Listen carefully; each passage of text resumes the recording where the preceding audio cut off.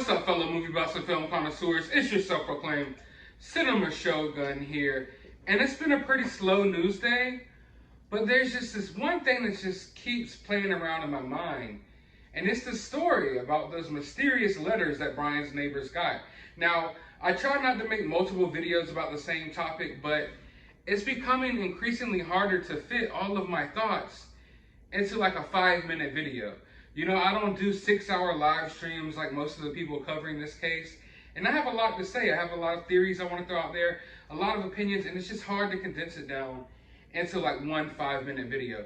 But the reason I want to revisit this is because these letters are becoming more significant to me by the hour.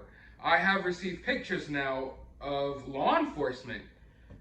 Turns out law enforcement went and canvassed the whole entire neighborhood after these letters came in, and they're taking it pretty seriously. They confiscated all of the letters, they confiscated all of the money that was in the letters, and a lot of you people were asking, well, how many people got the letters? Like, how many of Brian's neighbors got them? And it turns out it is way more, like way more than I thought. I thought it was 3. I knew of 3 for a fact. I thought maybe 3 or 4 of his, neighbors that lived right next door and right across the street got the letters. No. It turns out everyone on the entire street, tons of people, got these letters. Officers were sent out. They had to go around the whole entire neighborhood collecting these letters. Letters that were basically, had Brian's parents' names on them. And the letters were basically letters for Brian's parents. And they had $20 inside the letter that was for donuts and coffee. Now, if you go on my last video, we theorized about this a little bit. We went crazy with the theories. Try to, determine if there was any hidden messages here or not.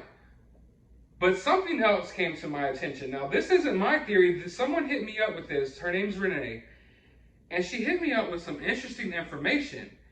And I cannot look past it now. Now, it has got my mind going crazy. So shout out to you for sending me this information, because you got my mind and my brain really working today.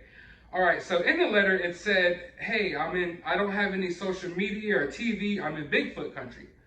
So I thought that, hey, maybe that's a sign that Brian is somewhere in Bigfoot country, no TV, no social media, but he's alive. Maybe that's a cryptic message to his parents. Well, it turns out there's a radio station called Bigfoot Country that's located in Bloomsburg, Pennsylvania. And it turns out Bloomsburg, Pennsylvania is in Columbia County, Pennsylvania.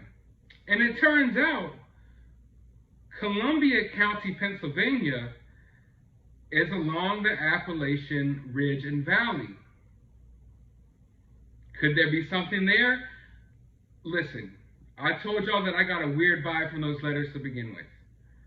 It became increasingly weird when I realized multiple people got those letters. This morning when I got the confirmation that not just a few people received those letters, but basically Brian's entire neighborhood received those letters, it got even weirder for me.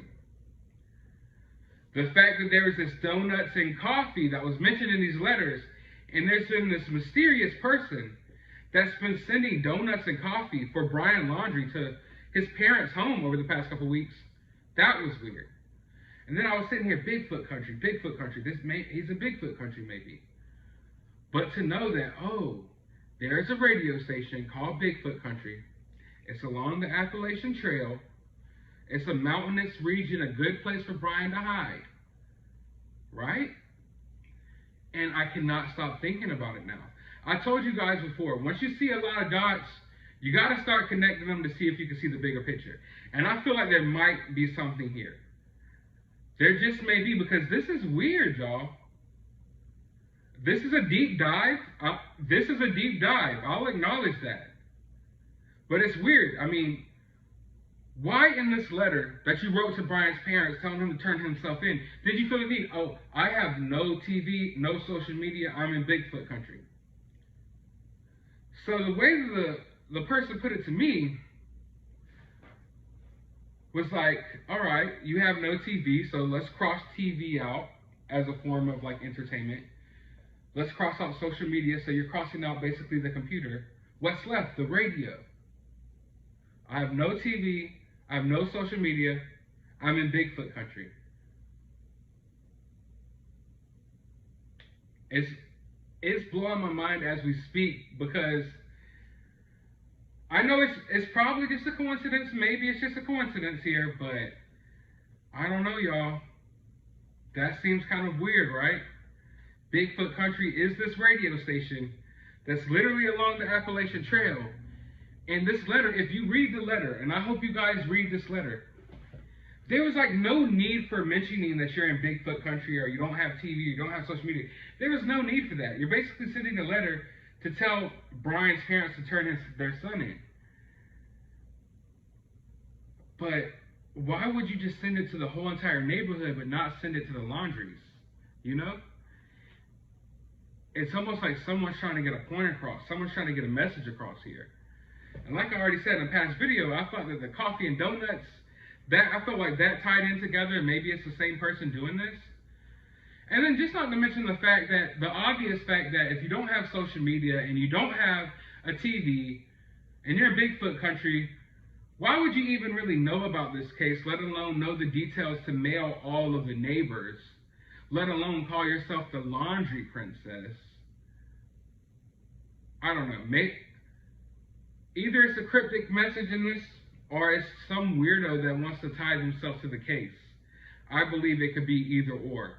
But like I said, that fact that there's a radio station called Bigfoot Country along the Appalachian Valley, and this letter comes into all the neighbors, but not to Brian Laundrie's parents, it just is so weird to me, and I definitely want to do some more digging into that. I definitely got to look into that more.